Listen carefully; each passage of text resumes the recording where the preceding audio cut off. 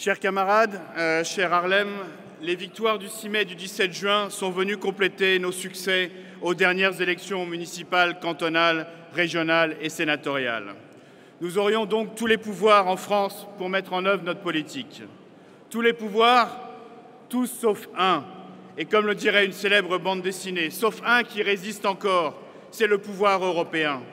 Et c'est donc bien à tous les niveaux qu'il faut agir pour changer la société. Au niveau national, bien sûr, et nous y travaillons, la réforme fiscale ambitieuse que nous sommes en train de voter, la création des emplois d'avenir et demain du contrat de génération, la loi sur le logement, la priorité donnée à l'éducation, à la justice, à la sécurité, autant d'engagements tenus pour mettre en œuvre le changement. Et ne cédons pas aux tentatives de déstabilisation que les conservatismes de toutes sortes nous lancent chaque jour. Nos citoyens attendent le changement et la société est prête. Au-delà des réformes économiques et sociales, le mariage pour tous avec la PMA et le droit de vote des étrangers sont des réformes sociétales qui sont aujourd'hui attendues. Donc soyons au rendez-vous. Et agissons également sur l'autre niveau, le niveau européen. Notre action y sera déterminante. Les résultats de nos politiques découleront aussi de notre capacité d'action et des marges de manœuvre que nous y dégagerons. Les 10 années de domination de la droite en Europe, de Merkozy, ont fait beaucoup de mal. Les années d'austérité, d'ultralibéralisme n'ont fait qu'aggraver la crise et développer des attitudes de rejet de l'autre et de repli sur soi. Notre tâche est immense et le président de la République et le gouvernement y sont attelés. La croissance est aujourd'hui de nouveau à l'ordre du jour du Conseil européen. L'union bancaire va permettre plus de solidarité en Europe. Et, mes chers camarades, la taxe sur les transactions financières, l'héritière de la taxe Tobin, est enfin une réalité.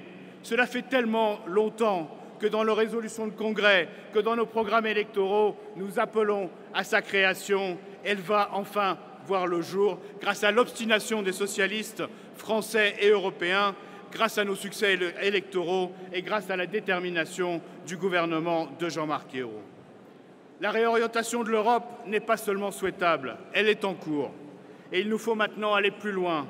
L'harmonisation fiscale pour mettre fin à la concurrence déloyale, l'Europe sociale pour garantir aux jeunes, quand ils sortent de l'école, un emploi ou une formation, une assurance chômage minimale à l'échelle européenne, un contrôle parlementaire accru sur toutes les politiques européennes et un réel tournant écologique sont autant de combats que nous mènerons pour continuer à réorienter l'Europe.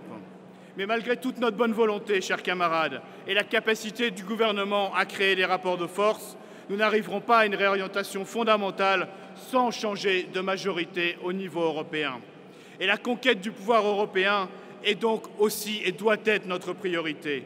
L'Europe doit devenir un terrain d'affrontement politique, comme le sont les niveaux national, régional ou local.